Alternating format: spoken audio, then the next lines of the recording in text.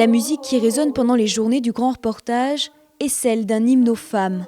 Des femmes méditerranéennes d'exception qui viennent de Palestine, d'Algérie, d'Égypte ou du Liban. 12 femmes aux témoignages poignants. Demain, on n'est pas sûr d'être là.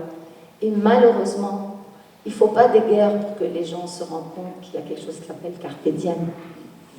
À n'importe quel moment, quelqu'un traverse la rue et crève.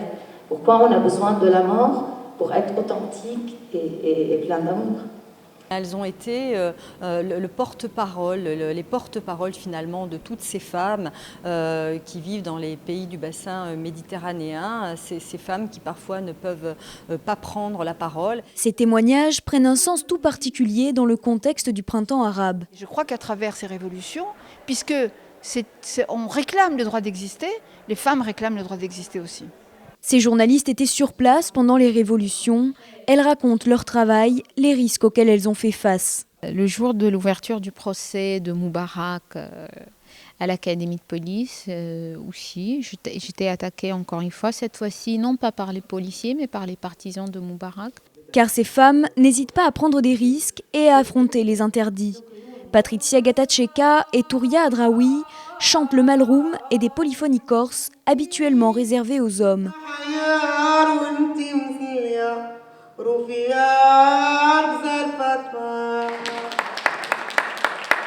Car ces artistes s'expriment et s'engagent avec leur art.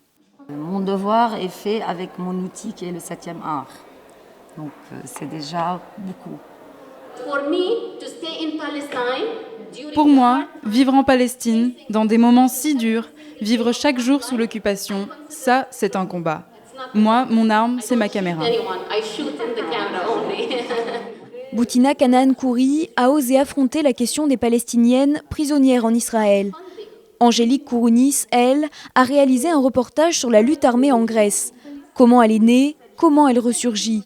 Ce sont les émeutes de décembre 2008 et les 15 jours de guérilla urbaine qui ont tout fait basculer. Le travail d'Angélique Kourounis a d'ailleurs été salué par le Club de la presse de Marseille. Il lui a attribué le prix du documentaire pour sa réalisation sur les irradiés du Kazakhstan. Nous l'avons filmé dans la pénombre. De multiples excroissances déforment son visage et le font souffrir. C'est une reconnaissance d'un travail. J'ai vraiment ramé pour faire ce documentaire.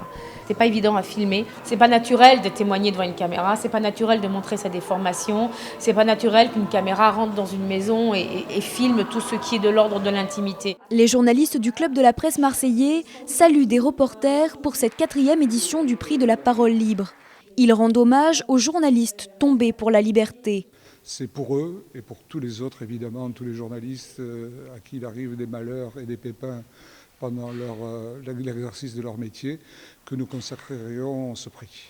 Ces journées 100% féminines n'ont pas empêché que des hommes figurent au palmarès.